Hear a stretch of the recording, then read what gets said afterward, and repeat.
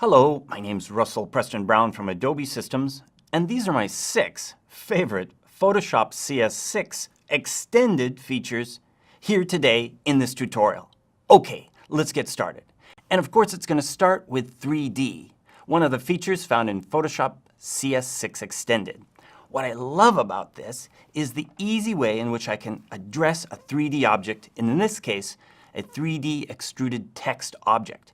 Check this out. I can select the exact sides of this 3D object and interactively move it in a much easier way from the past.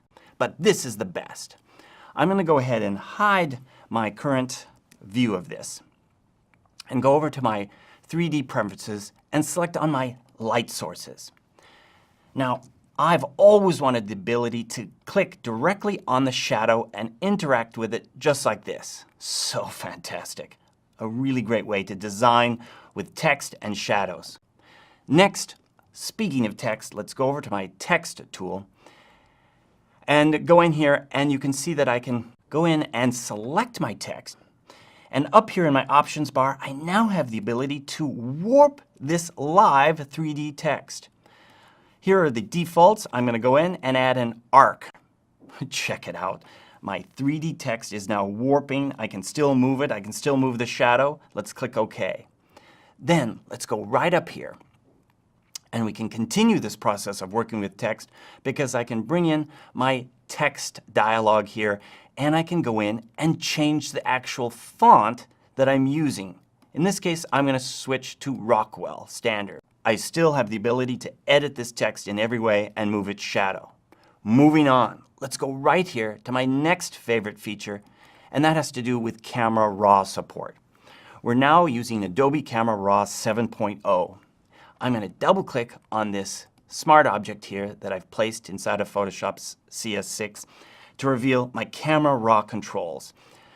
We have a new support here, 2012 support for processing images. I'm going to go ahead and apply my Camera Raw settings that I worked on earlier, just like that. So I went from this overexposed image to this image where I've recovered the highlight and shadow detail. Check this out. I love the ability to go into this new version of Adobe Camera Raw and adjust the highlights separated from the shadows in a really almost HDR-like effects on this. So take your old images and make them come to life again with these great new magical features. I also love the ability to go in and address localized controls. I can now go in and brush in the sharpness and noise reduction across the image. All new, all fantastic. Okay, let's move on. I'm going to move to adaptive wide angle. Now, you've had wide angle images in the past, and you could apply a default set of adjustments, a profile over this wide angle image. But this is fantastic. I can go up here to the filter menu and now down to adaptive wide angle right here. Bringing this open allows me to address just the areas that I want to work on, and it lets me straighten curved lines.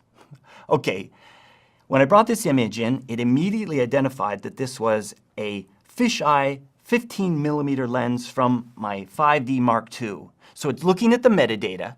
It then addresses and applies all of the necessary presets and profiles for that lens. I can draw this line and instantly straighten it. Not only that, I can assign that as a perfect horizontal line, and then once again go back in and assign other horizontal lines to really start to straighten it like this.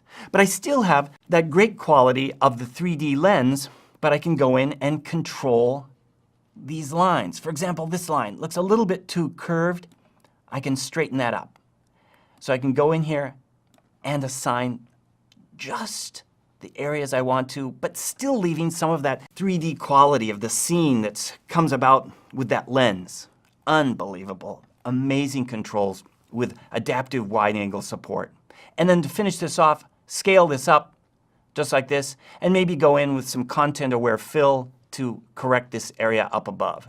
Okay, my next greatest feature here in Photoshop CS6 has to be Blur Gallery. Now let's take this image and let's do some really great blur techniques to it.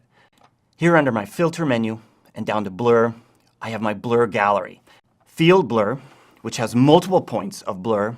Iris, which then comes in from a center point like an iris. And tilt shift, my favorite. Let's apply a tilt shift here.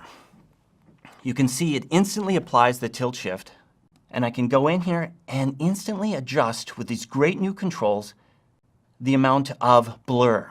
Not only that, I can go in and adjust the range of the blur right here. But this is the best. Let's hide this, and you can see this miniature Italian town taking place right here. A great, great effect. I can see this in a preview mode like this, still within this dialog. I can also see and preview the mask, as you see here. And I can control the mask of the blurred region interactively while I'm viewing it. And then go back here and see the results. Fantastic. But of course, there's more over here under blur effects. Many times I want to add some of the effects that happen with lenses, like the bokeh effect that will happen from specular highlights. And I can go in and enhance that and colorize it, as you can see here. I'm going to really move this over to the right. You can see the specular highlights and how they behave. So a really great simulation of how lenses behave in a situation like this. Cool. Let's cancel from this and go to my next favorite Photoshop 6 feature, Content Aware Move. If I go over here and select my Content Aware Move tool, new to the set of tools, right here, I can then move an object in a scene. Now there are no layers, nothing up this sleeve, nothing up that sleeve, a single layered file, and I want to move the tree a little bit to the left. I don't want to go through the trouble of cloning behind the tree. I just want to slide it over to the left and automatically have it fill in where the tree was. Now check this out. I'm going to go over here and select this watermark from the iStock photo library right here. Say, for example, you've placed your watermark into your image. It's in the left-hand corner and you've flattened your image, but you need to move it. The last minute, quickly, you use the Content Aware Move tool, you slide it over here.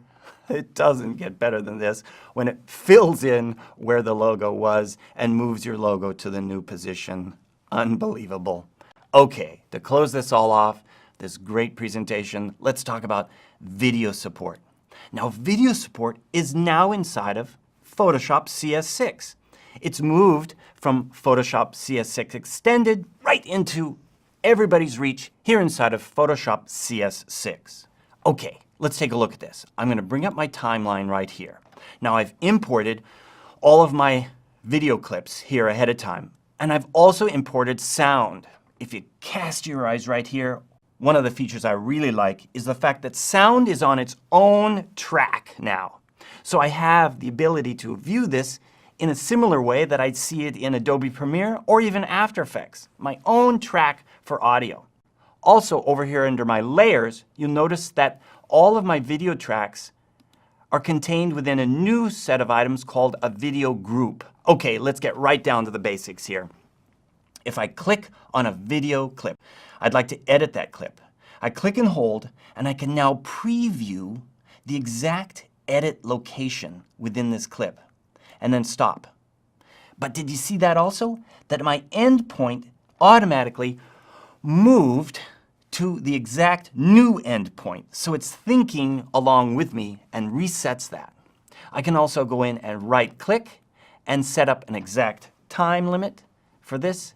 Hit my enter key, just like that. Now I'm going to finish this off with the ultimate. Right here, the greatest feature has to be the new ability to drag and drop fade effects. I'm going to select a crossfade right here and simply drag it on top of the intersection between two of my video clips. And it automatically adds a fade right into that position. I'll continue adding a fade to my other clips just like this. And let's finish off with a fade to black at the end. You always have to have a fade to black. There we have it. Now all I do is play this video. So we have our sound, we have our transitions that you saw there, all three of my transitions happening in this, and then the final bit will then fade to black at the end of my video. Wow, look at that. Fantastic support for video here inside of Photoshop CS6. Great features that you just saw. Those are just a few of my favorite features. There's a lot more. Take a look, give them a try.